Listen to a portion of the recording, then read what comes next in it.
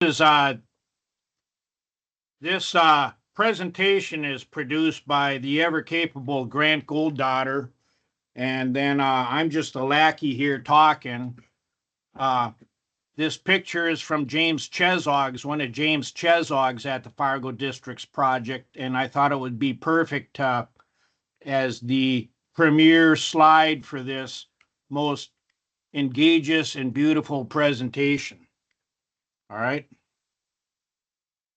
Our objectives here today is we're going to talk about current standards and resources. The standard drawings, I hope everybody knows what they are. The design manual, why some of these, why certain materials were chosen. The traffic operations manual, which we don't really have to know for pavement marking inspection, but it does give us some background on things like turn lane lengths and onlys and arrows and why turn lanes are put in. And then the MUTCD is a good resource. Chapter 3 is pavement marking. We're going to review some of the pavement marking, and then we're going to go into basic inspection and construction activities and the traffic control, and then some real life examples. This picture here, this is one of my screw ups working in maintenance, where we could have had our traffic controlled better and prevented some farmer who was obviously in a hurry from driving over our edge line. All right, standards and resources. MUTCD, there's 8 chapters in the MUTCD. Chapter 3 is exclusively on edge line. The standard specifications, you have the 762 and the 880. Don't read one or the other, read both. We have the traffic operations manual, we have the design manual, and then we have the standard drawings. Okay.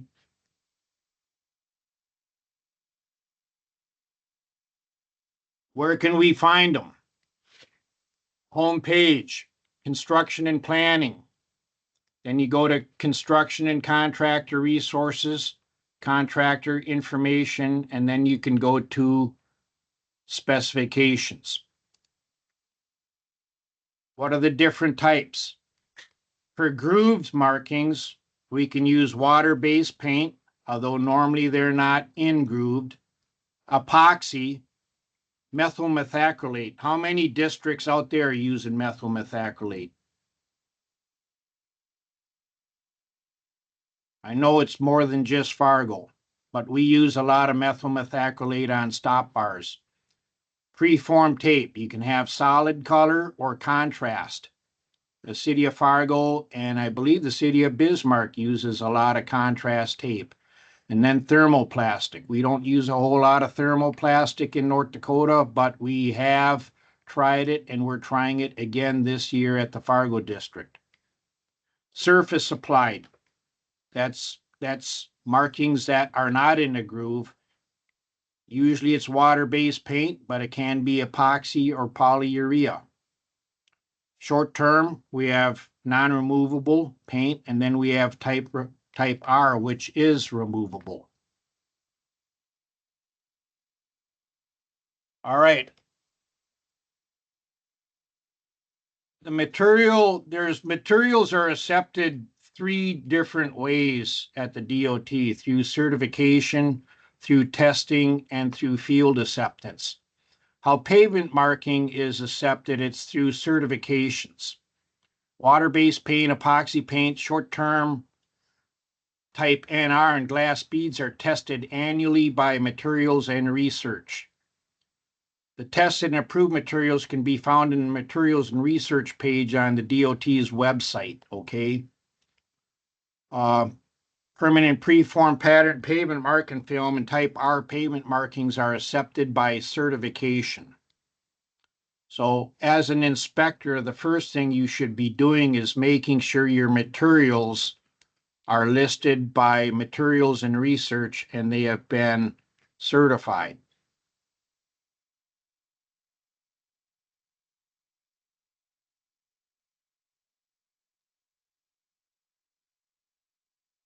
Okay, this is something new we've only been doing in the last couple of years.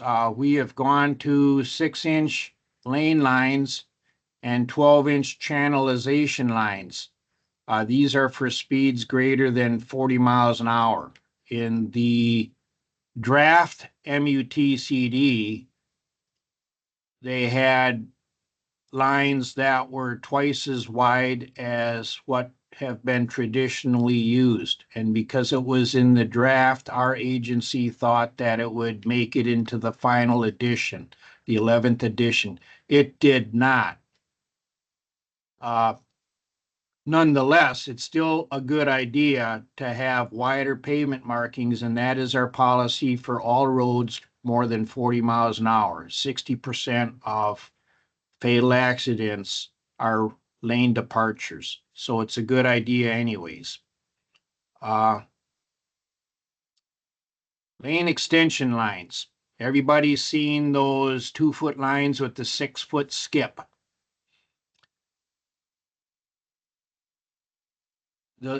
They're therefore a driver can cross them,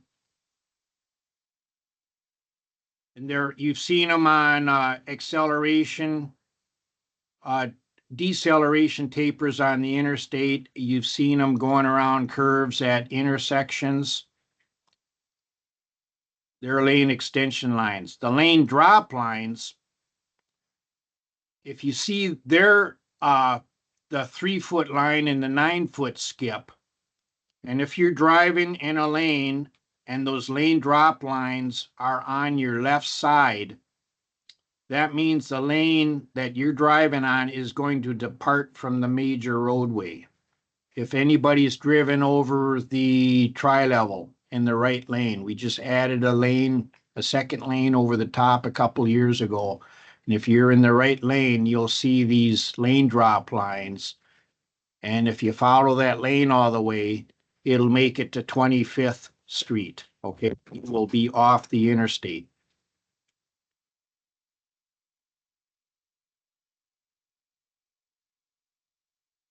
Crosswalks and messages. We have a standard drawing D76201 with the pavement marking details. Railroad crossing.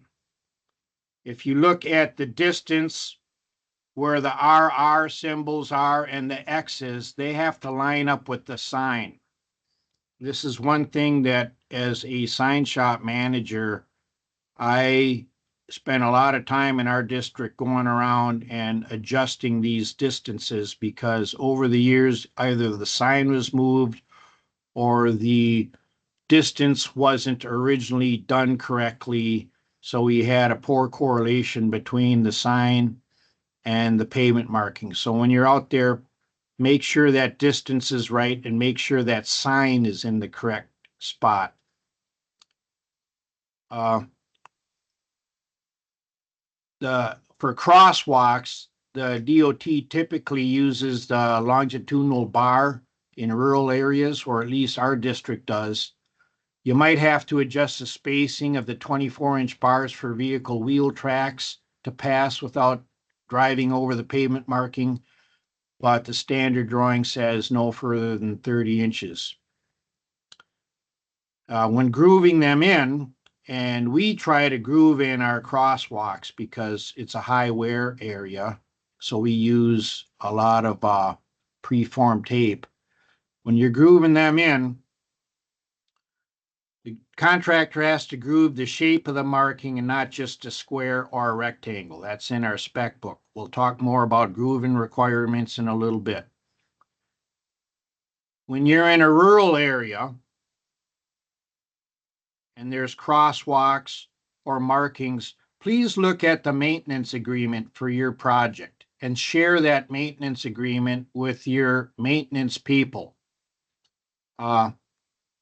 Most of the time, rural crosswalks, at least in my district, are maintained by the local municipality.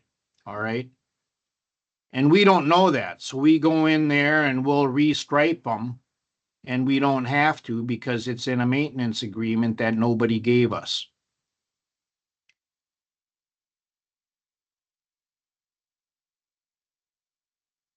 All right, this is, these pictures are obviously taken in North Dakota, the beautiful Fargo district. Here's an example of where the turn arrows were done incorrectly. Looking at our standard drawing for school, is that incorrect or not? It looks like it's incorrect, but it's really not. School is an exception to pavement markings that can be greater than 1 lane width, okay? So although our standard drawing shows it at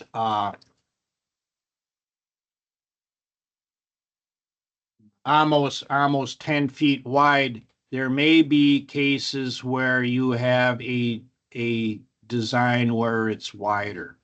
I've never seen it outside of this case here, but bear that in mind.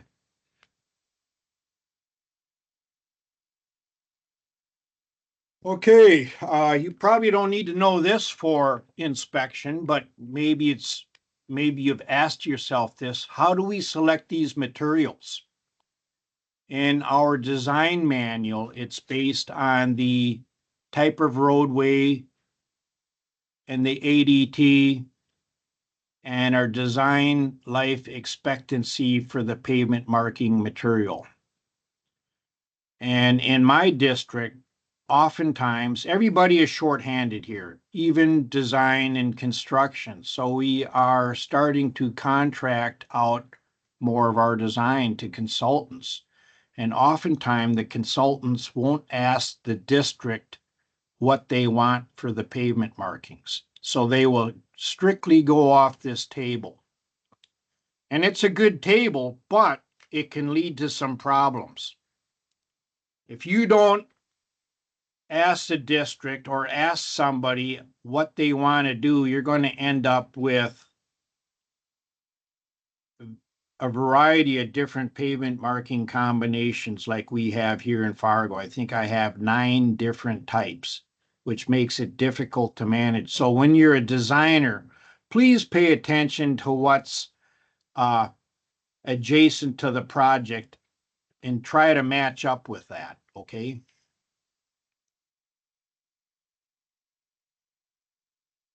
Okay, for traffic control, we only have one standard drawing that applies directly to pavement marking, and it's a moving operation for painting long line. However, that's not the only standard drawing you're going to need to use when you're doing, say, a stop bar or a turning lane. When you're grooving in messages, that's a stationary operation, and you're going to have to use the appropriate standard drawing, okay? Typically, when you're doing a crosswalk, you're closing 1 lane at a time, or sometimes only half the lane.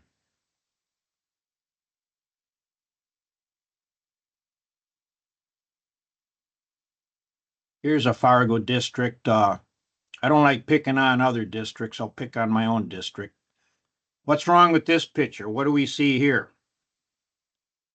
That prior standard drawing, it showed a shadow vehicle with a TMA. Everybody knows what a TMA is, but what's wrong with this?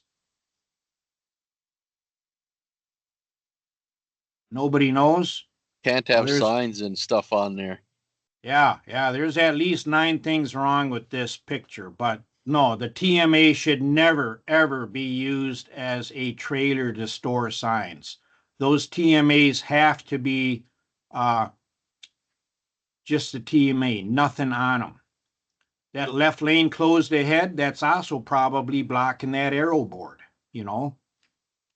There's a lot of things wrong with this picture. So be aware of these little details. It's none of this is really in our spec book. It all comes down to common sense. What about dust control? Somewhere I had a picture of where one of our striping contractors took a photo of his competitor, and when they were grinding the pavement, the dust was going across the lanes. I couldn't find this photo, so we found one off the internet. But pay attention to the dust control. Okay. Properly done, it should have a vacuum system or some other system for dust control.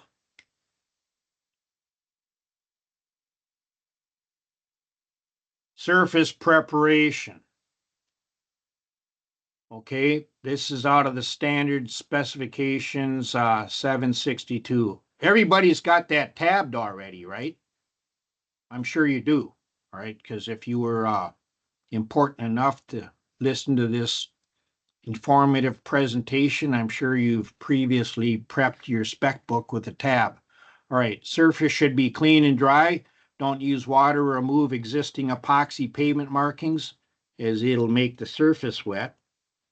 No obstacles are in the path of the paint trucker nozzles. We'll see some examples of that later. Epoxy and tape cannot be installed over existing pavement markings. However, epoxy can be sprayed over short-term pavement markings only. Surface and air temps need to be above the specified temperature, 45 for paint and 50 for epoxy. How is that measured? Temp gun. Yeah.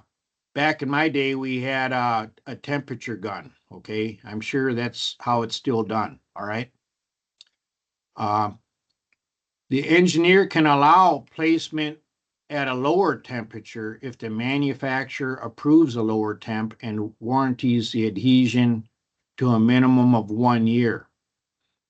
And it must be submitted in writing by the contractor. It can't be just, oh yeah, so-and-so said this and somebody scribbled it into their construction diary.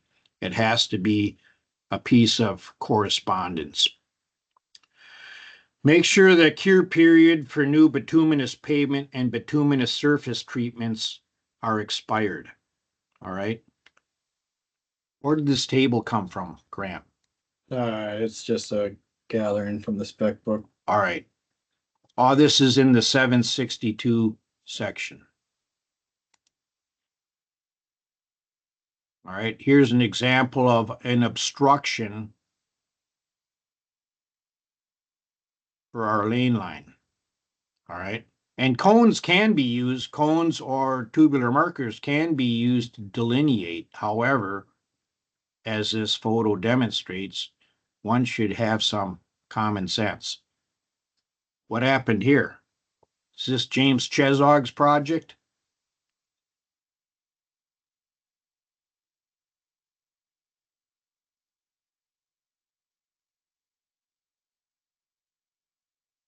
Okay, let's talk about surface preparation when we're grooving. And this is pretty important. I've seen it where the contractor sends a guy out there with his crew and they just have a standard drawing. They don't have the detail drawing, or vice versa, okay? Or there is no proper direction on where the grooving should be done because the inspector wasn't around, all right? So the lines of the groove follows the correct alignment.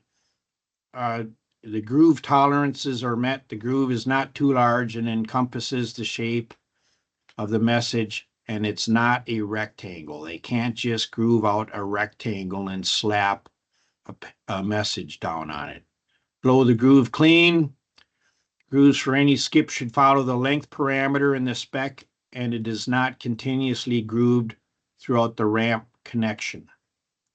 And if pavement marking installation does not occur within 24 hours of grinding, then they have to sandblast the groove and install the pavement markings within the same day the sandblasting occurs. So that groove can't sit there overnight or for 24 hours with nothing applied to it, okay? And then out of the spec book, you see our parameters: depth, width, and length. Okay.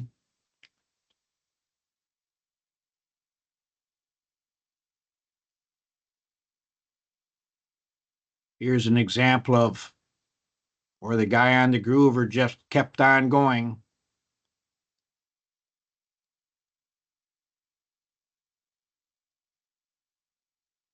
All right, water-based paint. Most of our roadways are water-based paint. Every year I stripe about 15 to 1600 miles of water-based paint in the Fargo district.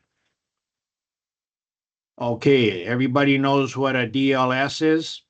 It's an acronym for a data logging system. Back in my day, we'd follow the paint crew around and we'd have to take notice of the amount of beads they added every few hours and the barrels of paint they went through. And then we'd have to compare that with our paint parameters. The data logging system makes things a lot easier, but it needs to be calibrated. So we need to physically measure a 100-foot section and compare the measurement to the data logging system. If it's significantly different, then they have to put in a different factor in their DLS to ensure that a 100-foot indicated is a 100-foot actual. This will ensure the application rate is adequate. Water-based paint is 16 mils thick for a 200-foot line and 6-inch wide, and that should be 1 gallon of paint used. Who actually measures this paint thickness? Anybody actually ever really measure that? I asked one of our construction gals here the other day, and she says, well, it depends on who the project engineer is.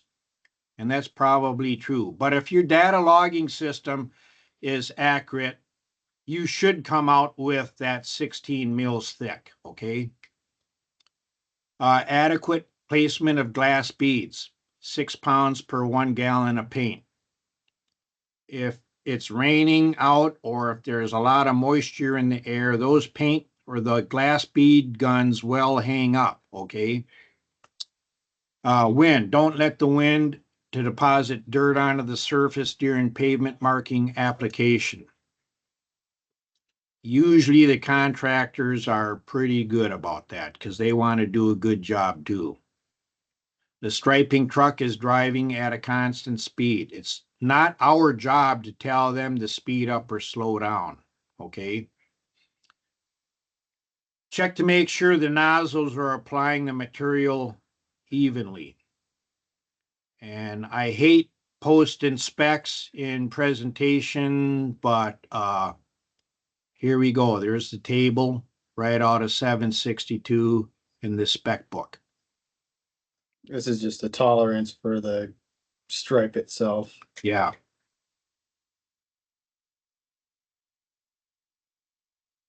Okay, what about epoxy? Every day, again, your DLS needs to be verified. You calibrate that DLS the same way you would for paint with a 100-foot section. The application rate on epoxy is 20 mils thick, not 16. So it's going down thicker. And look at the beads, 25 pounds per 1 gallon. There's a lot more beads in epoxy than there is in paint. Those glass beads, the specific gravity of the glass paint is about equal to the specific gravity of the epoxy. So they will permeate the entire thickness of the pavement marking. They're not just spread out up on top. And then they must meet the retroreflectivity requirements shown in the table in the 762 section. How do we do that? Do we all have a retroreflectometer? No, materials and research can come out and do that for you. Again, wind, this is common sense. Don't let the wind deposit dirt onto the surface. The striping truck still needs to drive at a constant speed, and you have to make sure the nozzles are applying the material evenly. All right, and then again, we have 2 tables out of the standard specifications.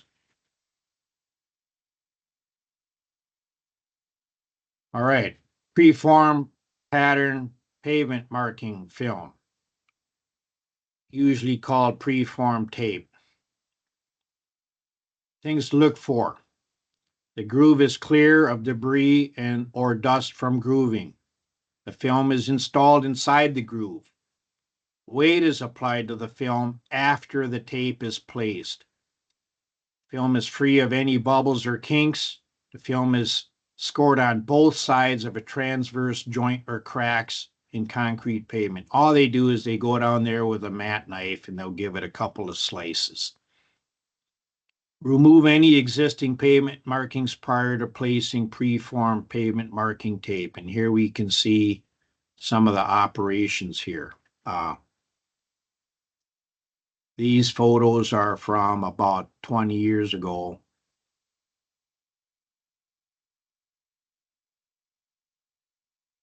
I was going to talk about the guy's PPE, but I'm not going to. What about short term? Use the same method of installation as permanent pavement markings. If the permanent markings are epoxy in the plans, the short-term pavement marking type NR can be applied to a thickness of 10 mils. And the short-term pavement markings for seal coat projects have a different application rate. 24 mils for seal coats, but the glass bead rate is still 6 pounds per gallon.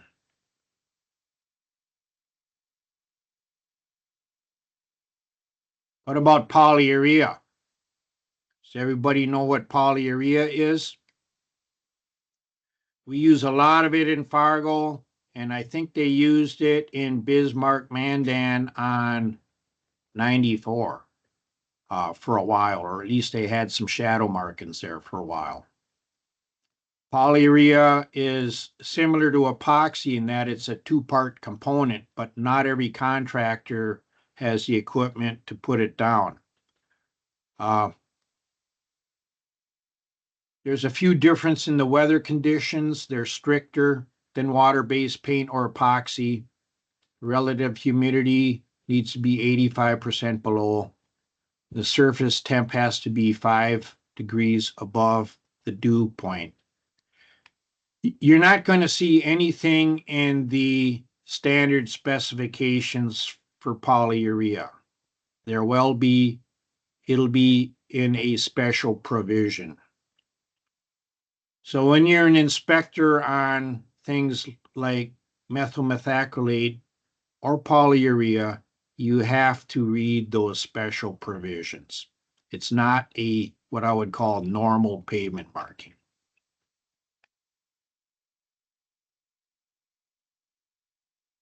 All right, methyl methacrylate. Methyl methacrylate was first used by the Utah Department of Transportation in the mountains, and at the time, 35 years ago, it was a 4-part component. Now it's a 2-part component, so it's more readily available. It's expensive, but we use it in Fargo for stop bars where you have a lot of turning movements and scrubbing. It lasts, it's hard as a rock, but the problem is it'll crack around the edges like this picture shows. And this is where our grooving specifications really come into play about not grooving too wide, okay? The weather conditions are more stricter than water-based paint. The groove is deeper.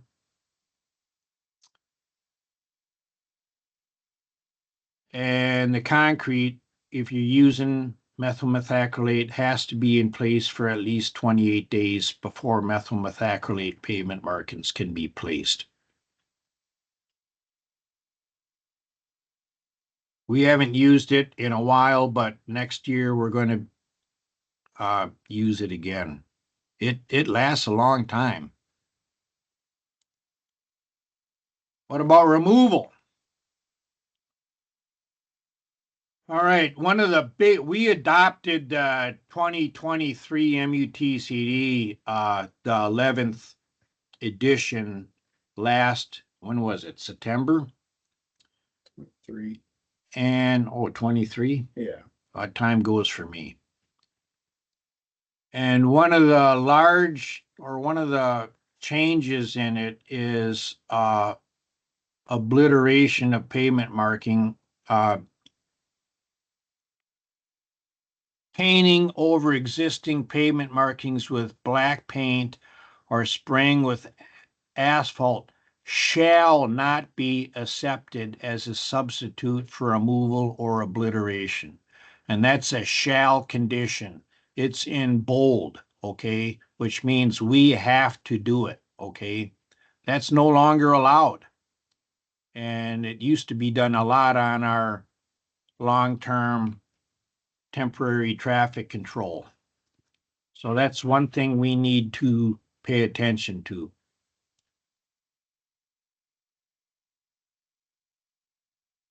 And the reason for it, the MUTCD, they rearranged Chapter 5. Chapter 5 now is all about autonomous vehicles and pavement markings. And the autonomous vehicles, the robot, they use cameras that detect discoloration, and they're looking for the edge line. So that's why we can't just obliterate an existing pavement marking with black paint or asphalt, because it'll think, or it may think, that that's an edge line.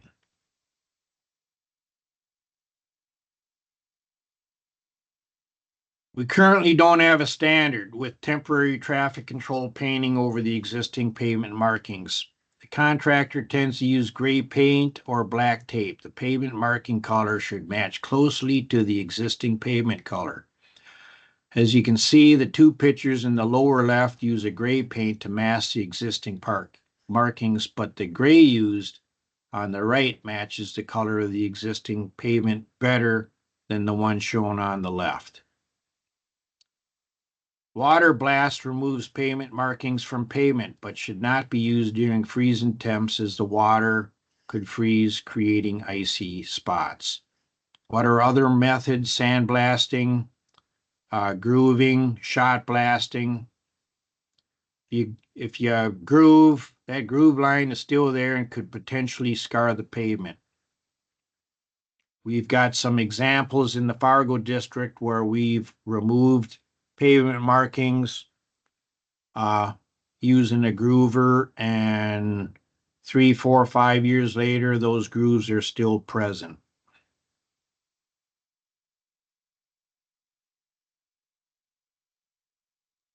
So when we're grooving, the line is traced for grooving. Then they groove, and in this case, it's a 6-inch crosswalk. Here's a close-up of what the groover looks like. They're blowing off residual dust from the groove. And they're installing the pavement marking. It's applying weight and pressure to adhere the preformed tape to the groove. And then we end up with the finished product. Now, where's the traffic control for doing all this? Was this that standard for a moving operation we saw earlier? No. They have to use the appropriate standard drawing. And in this case, they're doing a lane closure stationary operation. Let me check. Sure that we're Okay, we're going to show how methyl methacrylate is and how the aliens do it. make sure that we're Grant, Okay. are we good to go? yeah.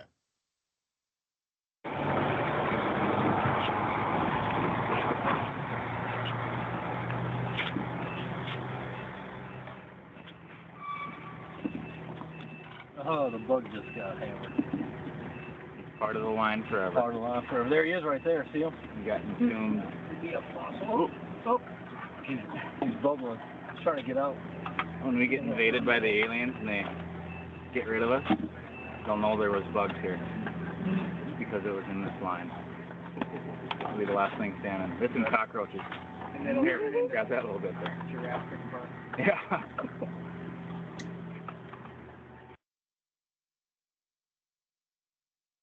All right, has anybody seen any aliens yet?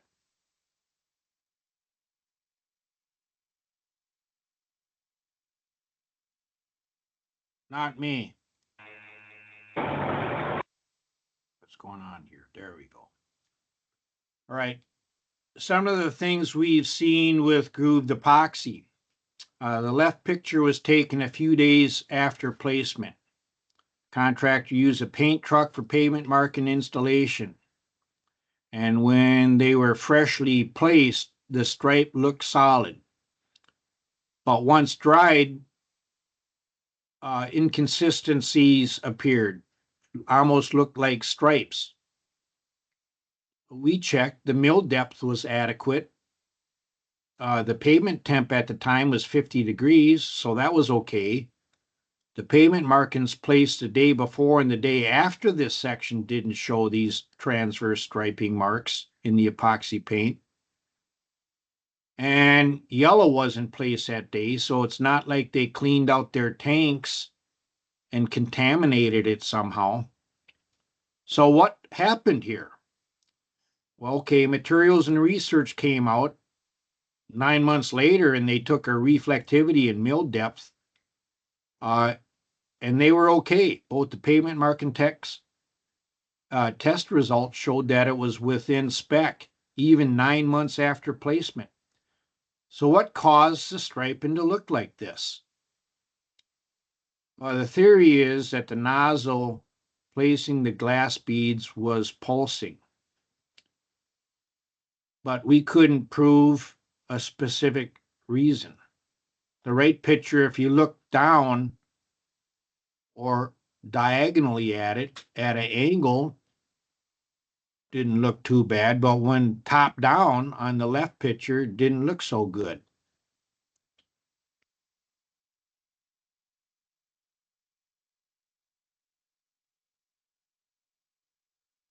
All right, here's this is Fargo District. How did the edge line not be placed over the short-term or old striping after the chip seal? I don't know. I don't know why that happened.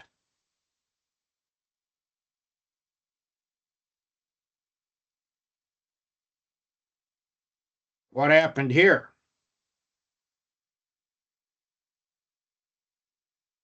Looks like the contractor was trying to clean their nozzles and they overdid it. All right. And I'm sure they didn't ask anybody. They just did it. All right. So this is where common sense comes into play. And there's nothing too rocket sciencey about pavement marking inspection. Look at the basic tables in the spec book. Make sure your electronic equipment in the truck is calibrated. Keep good records. It all boils down to common sense. If you're using anything that has a special provision, like our maintenance epoxy or our methyl methacrylate or polyurea, please read the special provisions. So to conclude, does anybody have any questions? We tried to rush through this as fast as we could because Mark Riley's got a rather lengthy presentation coming up. I don't know if it's true all that lengthy, Lyle, but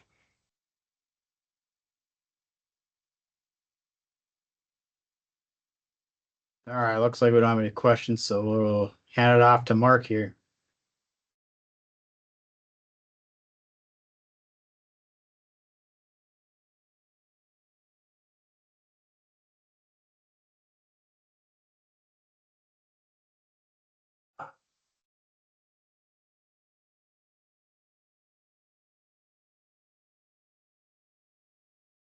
okay, just a second here. I'm having some issues here getting my slides to show up here.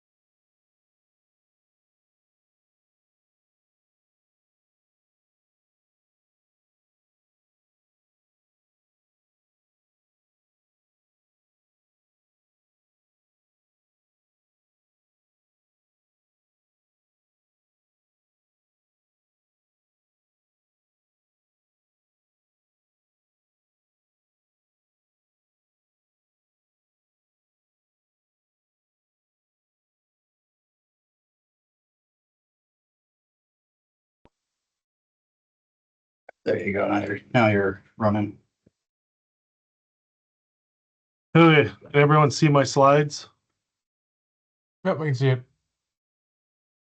Okay, well, I got asked to do the contract adjustments within the HMA paving workbook because we've had a lot of people not doing them correctly. So I will get started here.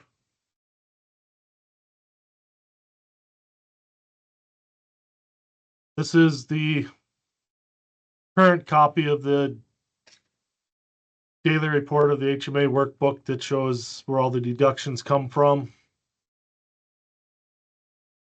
In this contract, section A for the aggregate would have 4 possible adjustments in there. Section B has 1, and you would take the lowest pay factor for the deduction from the target and uniformity. It calculates that for you. And then there are 4 for compaction, 2 for calculated density and 2 for longitudinal density. And then section D shows your total contract adjustment for the day.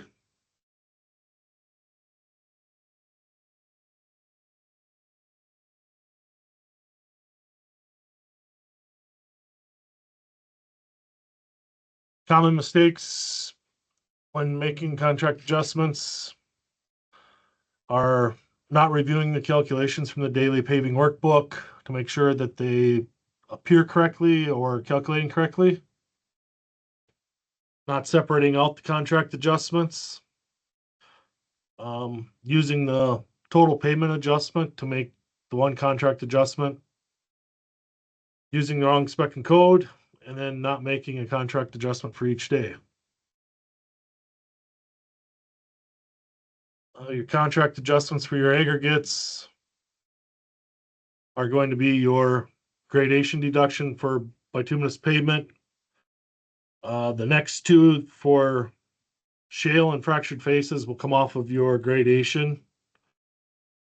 And then you'd have to fill out another adjustment form for them, but they are adjustments for those. And then the LA abrasion deduction, I have not seen any of the last 3 deductions used on an asphalt project, but apparently they have happened and could, but those are the 4 adjustments you would have for the aggregates. Bitumen, your target bitumen content comes off of the mix design and your summary page in the workbook. The average bitumen content is the calculated pay factor or bitumen content from your cutoff. Your uniformity are the checks that your QC tester takes when they pull their samples. So they do need to be taking their totalizers and recording them because they come in and factor for your uniformity adjustment. As a QA inspector, you should also be spot checking just to make sure. So, and then your one adjustment would be your bitumen content deduction for bituminous pavement. And then your contract adjustments for compaction. You have 2, one for an incentive and one for a deduction on your HMA density, and then the same for your longitudinal joint, one for incentive and deduction there.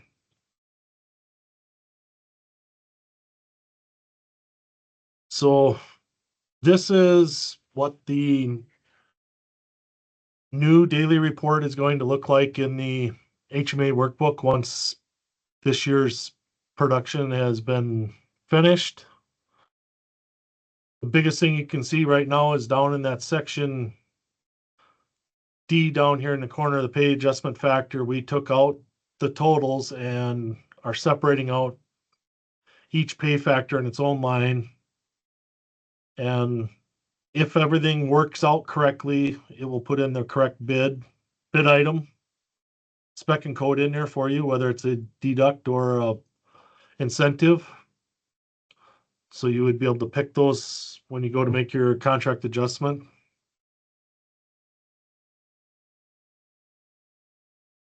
Then I got just going through making a contract adjustment in cars. So the first thing you do is log into your project. And then on the maintenance side, you select the contract adjustment, which the yellow got a little off, but it's right down there on the right or left side. And when you click that, you bring to the contract adjustment selection, you would click add. And then it brings you to this page. So you would put in the date that you're going to do your deduction. And then you click on the standard adjustments tab there. And then it'll bring up, and then you can do a section 400 search and it brings up all the contract adjustments for section 400 for your asphalt pavement. You put those in, then you enter in your price. So the example that we used, we're using the longitudinal joint incentive. This is the 499.77. So our price is $960. Our quantity would be 1. And then on the bottom for your new attachments, that's where you would attach all your supporting documents. So your HMA daily pay factor sheet and longitudinal joints, you'd probably attach your longitudinal pay factor and your core sheets. And then you would hit the save button. It brings you to the contract adjustment selection here. So then it shows you that it made it. And then on the right side, it would have a generate PQE. Then you can select the generate PQE, and then you have to go through and approve it. And in there, you would say, put a statement in there under remarks, see the contract adjustment for the source documents.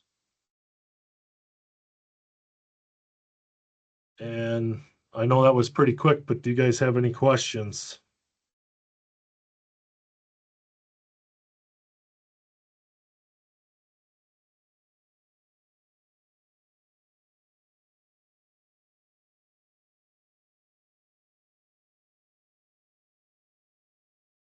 That's all I had, Josh, unless you have something else or somebody has a question.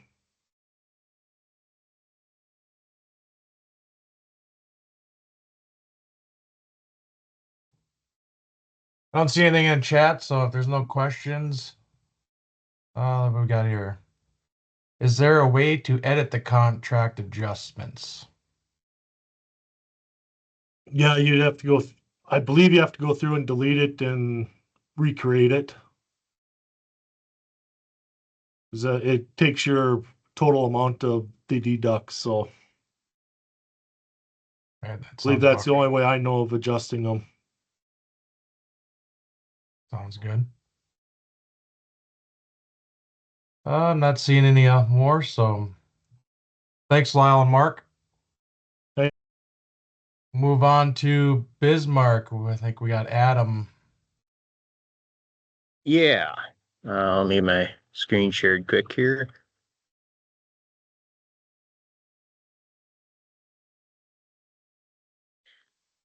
Today we're going to talk about materials testing documentation, issues found. We find common a lot in materials when we check the materials documents for final records. Talk about independent assurance testing, some testing frequency questions, aggregate quality test summaries, project engineers and materials acceptance, and the combined materials project acceptance letters. We said a lot of the stuff from materials side of things. Independent assurance testing, IA testing, we come out, the district lab comes out and tests with you. It is mandatory on all federal aid construction projects. This is from the field sampling testing manual. If people question you on why you say you need it. Coordinate these tests with your materials coordinator. Give them a call, send them a text, email, however you guys discuss at the pre-job meetings. When you think materials might be tested, know your frequencies of your testing too. That's another thing too. A lot of the items, this is an example from the field sampling testing manual on IA testing requirements for aggregates, for 302 aggregates. There's an example from the 550 table of the concrete paving. A little more frequent, more aggregate needed, and depends on your length of your project or the square yards of your project for concrete testing. Mark Riley's got a summarized table available. I can share it in our chat thing here today. This is kind of an example from the aggregate base course, and it's got it summarized with for the engineer testing, defines the lot on the bottom there, and then it's got the summarized table of the IA tests required, and then it's got the materials and research. Last season, I believe they changed it to program oversight, so we don't. The district lab sends materials up to them to check our work. So that's each section's got a little bit different materials and research requirements, and that's all from the sampling testing manual. Here's the concrete section summary table too. Pretty self-explanatory. Pretty well done, I believe. Another thing you can do is make a checklist of tests needed before the project started, so that all the engineering staff and the testing personnel know what they will need to do. Zoom in on it here. This is available from Kevin Hansen in the Bismarck Valley City District. Excuse me. We used this in the past. Just your aggregate base course class 5. This comes from your sampling frequency. Tons come from the project. Who's testing the material? Who samples it? Who tests it? How many samples you'll be needing? How many IA samples you'll be sending in? And this one here, I think, is kind of outdated, but there's still things you would need for like prime coat. You'll still send your samples there to the testing lab in Bismarck, the central testing lab. Your paving section, asphalt paving, can get a little bit longer. You got like QC and your QA testing to do, and that just simply puts everything on there, puts it all on paper. So if somebody has a question, say they're heading out to the paving lab and saying, how many cans for AC oil do I need? 2 cans. This would have been 440 tons at 250 tons per sample, and 2 containers. So you'd need 4 cans to take out. Kind of an example like that. And then put some project information on there. Send it to your materials coordinator, have them look at it, see if it looks appropriate, and then distribute it how you feel fit to your project staff. That's just simple tools, and I can put these out on the chat deal too. It's just a simple Excel sheet. You can type it in, put those in there.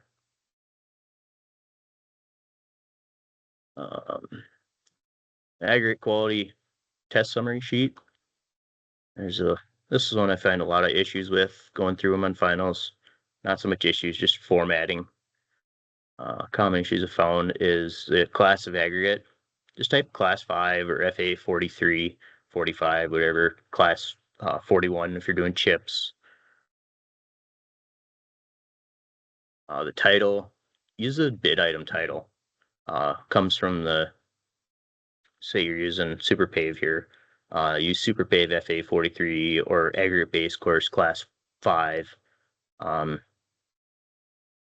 Chips, I forget the title for chip seal coat material, cover coat class 45 or 41. However, it's titled in the bid item.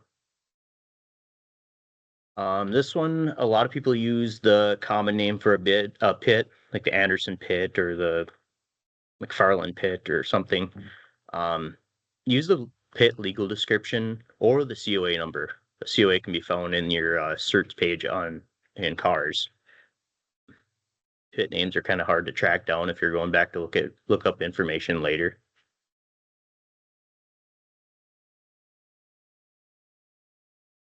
Your sieve sizes and percents passing. These come from the typically the 816 table in the spec book. Use the percents passing and follow the decimal formats too on the spec sheet or the spec book for the materials used. Make sure you fill in the all your physical properties too. They're kind of handy to have. Keep your date and time sampled column in order according to the date sampled. A lot of the times we get your IA testing coming in, and you don't get the results till 3, 4, 5 days later, a week later, something. Don't put it in.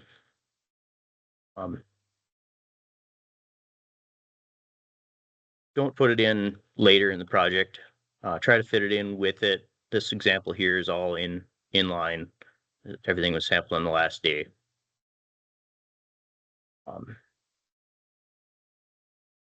Average lots on like your aggregate base course class 5 chip samples, I believe they're in lots. Make an extra line there and throw averages in. Just helps everybody out in the end. If this one would have had if it would have had 2 passing tests and 1 badly failing, it would show why the average is making the lot pass.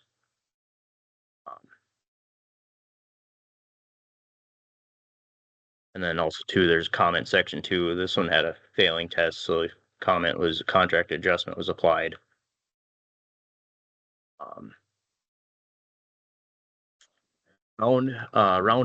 Round according to the spec book and the sampling testing manual. This one, I've had to make corrections to myself on this one lately too. The 200 I used to pretty much always put all the 200 down to the 10th of a decimal. The sampling testing manual specifies here, you report it to the same significant digit as the specification for the class of aggregate. So if you have a class 5 aggregate, you would round to the whole digit. It specifies 12.0 on your shale, but just formatting. Here's salvage base spec. That's 0.0 to 12.0. And your aggregate for super pave, asphalt pavement. This is for the design table, but you would carry that into your JMF as well, or mixed design requirements. So all the rounding procedures on there. Same thing with your shale and your PI.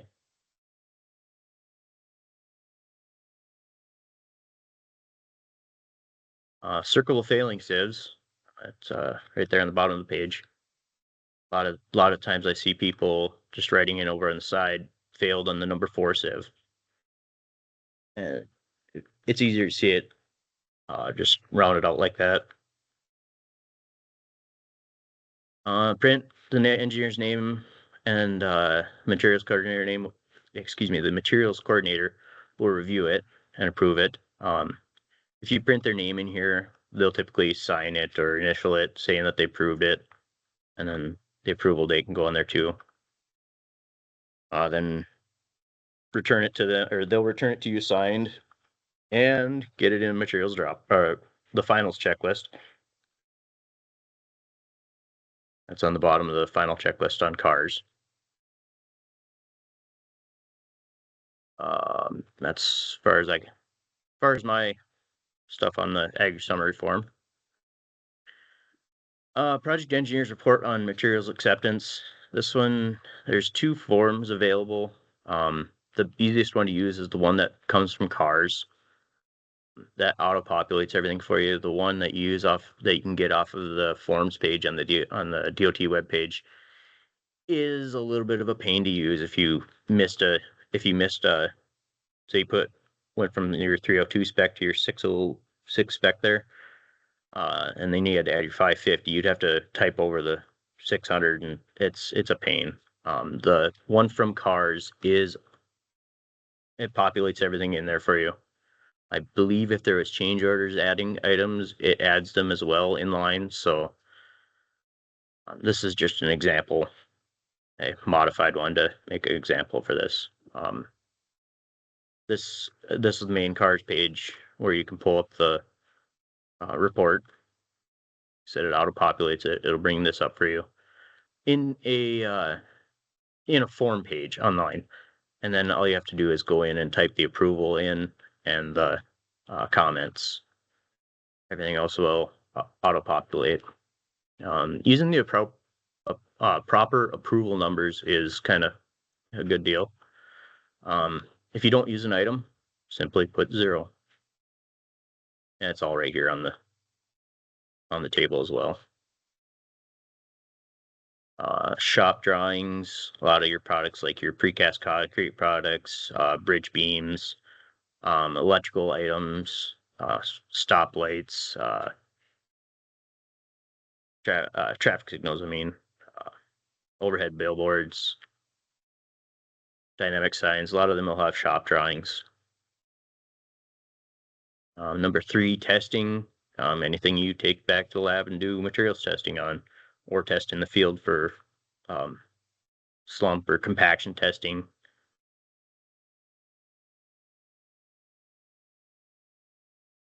Number 4, certification waived. I've never seen this one used. I don't know really where that would be used. If anything, it would be a 0 or a 6. If anybody has ever used it, I guess fill me in. I'd learn. Number 5, pre-stressed concrete products. I think there's only one plant in the state doing pre-stressed concrete products, and then Minnesota has one that I believe Fargo District inspects.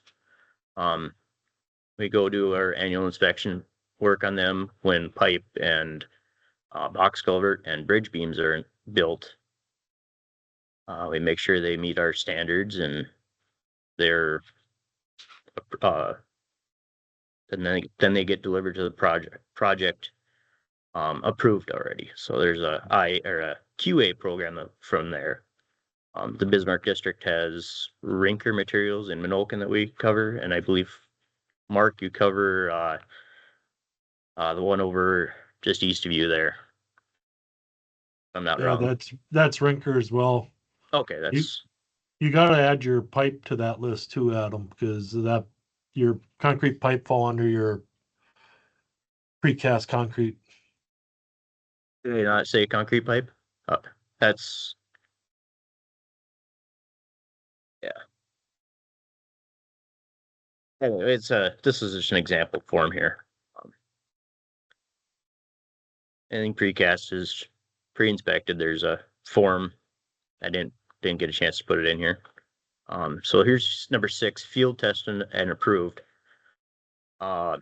This is pretty much anything that gets installed in the road and you watch it being installed. That'd be pretty much everything except for like your mobilization and your contract bond.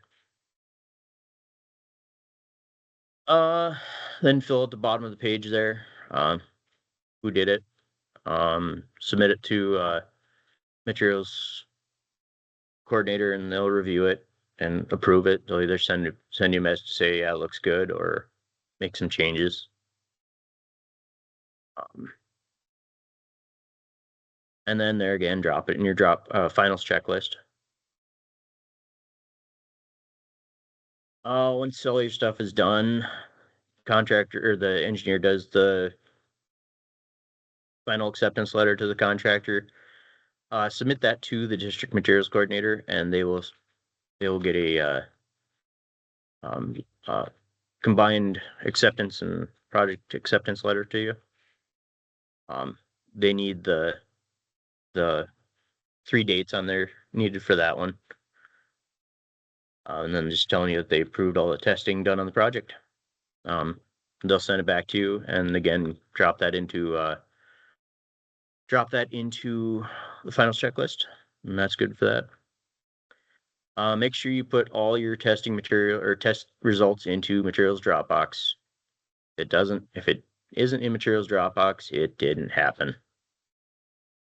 I guess I went through that a little quicker than I had planned on. Sorry about that. That's all I got. Any questions?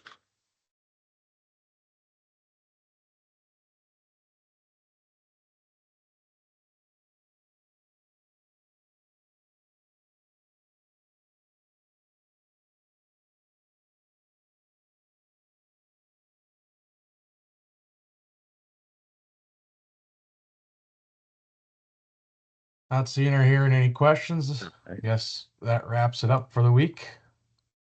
We'll see everybody back next week, Thursday at 9 again with Valley City and Minot. Thank you.